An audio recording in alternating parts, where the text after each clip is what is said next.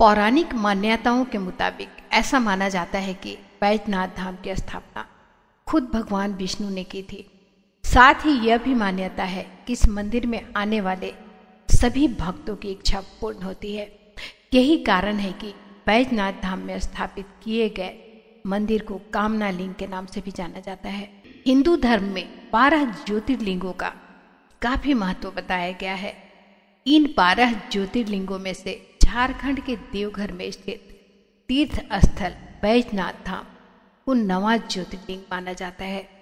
धार्मिक मान्यता है कि बैजनाथ धाम में ज्योतिर्लिंग के साथ एक शक्तिपीठ भी है।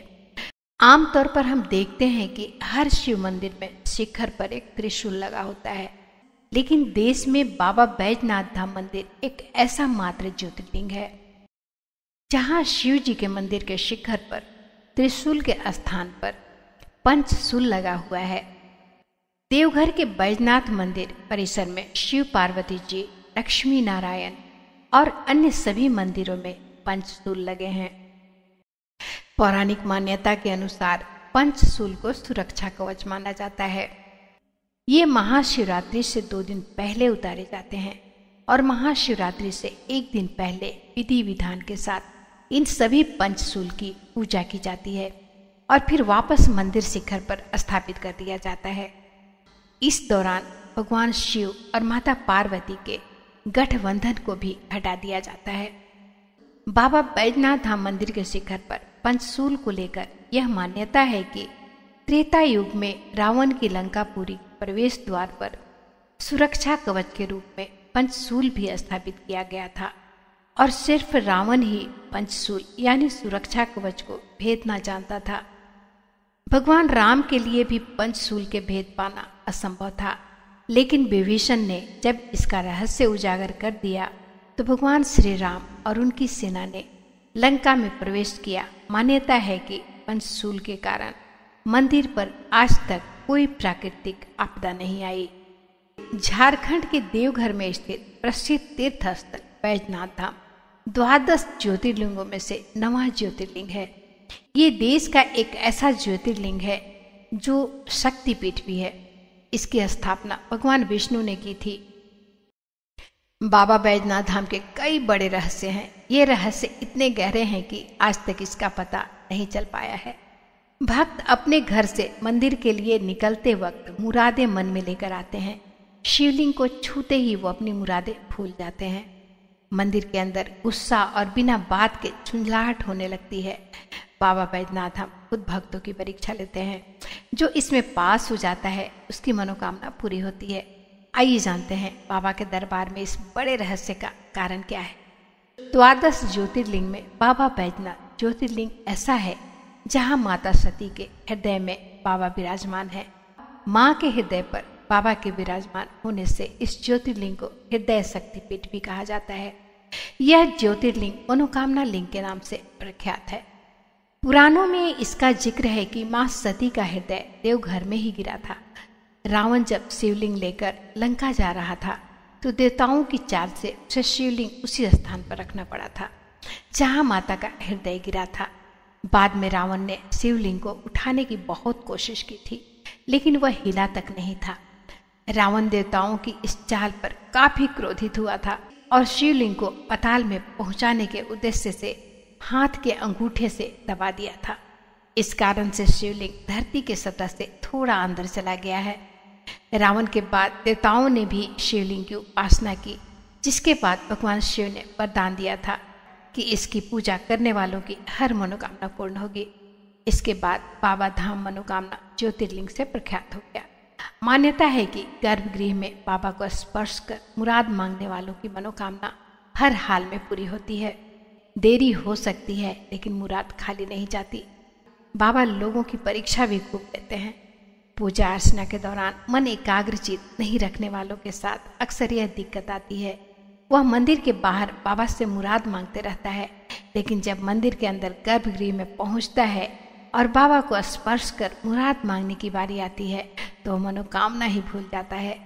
पंडा समाज भी इसी रहस्य को आज तक नहीं जान पाए। आखिर जो इंसान बाबा के दर्शन के दौरान लगातार मन्नत सोचता रहता है वह गर्भगृह में आकर बाबा को स्पर्श करते ही क्यों भूल जाता है। पंडा और देवघर के पुजारियों का कहना है कि यह सब बाबा की माया है। कोई ऐसे रहस्य को नहीं समझ पाता है कि क्यों ऐसा होता है, लेकिन ऐसे भी लोग हैं। पंडा समाज का कहना है कि श्रद्धालु ऐसा महसूस करते हैं, हालांकि दर्शन करने वाले अक्सर इस बात पर गौर नहीं कर पाते हैं। पंडा समाज का कहना है कि बाबा की परीक्षा का एक पार्ट यह भी है, ऐसे में श्रद्धालुओं को बताया जाता है कि वह ध्यान एकाग्रचित करके बाबा की उपासना को जाएं। पंडा समाज के लोग बाबा धाम मंदिर से जुड़े एक और रहस्य बताते हैं। पंडा समाज का कहना है कि मंदिर में अक्सर श्रद्धालुओं को झुंझलाहट या गुस्सा आ जाता है। पंडा धर्म रक्षणी समाज के उपाध्यक्ष मनोज कुमार मिश्रा बताते हैं कि बैजनाथ धाम ज्योतिर्लिंग रावण द्वारा स्थापित किया गया है। इस कारण से इसे रावणेश्वर ज्योतिर्लिंग भी कहा जाता है। पंडा समाज का कहना है कि चूंकि रावण शिवलिंग को स्थापित करने के दौरान क्रोधित हुआ था और भगवान शंकर पर काफी झुंझलाया था, इस कारण से गर्भगृह में आज भी वह असर भक्तों और श्रद्धालुओं में दिखाई पड़ता है। मंदिर के गर्भगृह में प्रवेश के दौरान भक्तों को उलझन और झुंझलाहट महसूस होती है। पंडा समाज के लोग इसके पीछे रावण के आक्रोश को ही बड़ा कारण बताते हुए एक रहस्य मानते हैं। बाबा की माया रावण भी नहीं भाप पाया था। आम लोगों की तो कोई बात ही नहीं है। बाबा हर किसी को मुंह मांगे मुराद देते हैं, लेकिन बाबा के प्रति सच्ची भक्ति दिखानी होती है। बाबा को एक लोटा जल ही दिया जाता है, लेकिन उसमें पूरी तरह से शुद्धता, पवित्रता और आस्था व विश्वास होना चाहिए। बाबा परीक्षा लेते हैं। परीक्षा में पास होने वालों की किस्मत रातों रात बदल जाती है। बाबा के द्वार पर मांगी गई हर मुराद पूरी होती है, क्योंकि बाबा की उपासना के साथ माँ यानी शक्ति की भी उपासना होती है। मनोकामना ज्योतिर्लिंग से भक्तों की सभी मनोकामनाएं पूरी होती हैं। पंडा संजय मिश्रा का भी मानना है कि बाबा को स्पर्श करने के दौरान मुराद भूल जाना और मंदिर में झुंझलाहट होना एक रहस्य है। यह एक परीक्षा भी है। पंडा समाज का कहना है कि बाबा के दरबार में हर मनोकामना पूर्ण होती है। स्पर्श करके मांगी गई मुराद तो किस्मत बदलने वाली होती है। 12 ज्योतिर्लिंगों के लिए कहा जाता है कि जहाँ जहाँ महादेव साक्षात प्रकट हुए वहाँ ये स्थापित की गई। इसी तरह पुराणों में बाबा बैजनाथ धाम ज्योतिर्लिंग की भी कथा है, जो लंकापति रावण से जुड़ी है।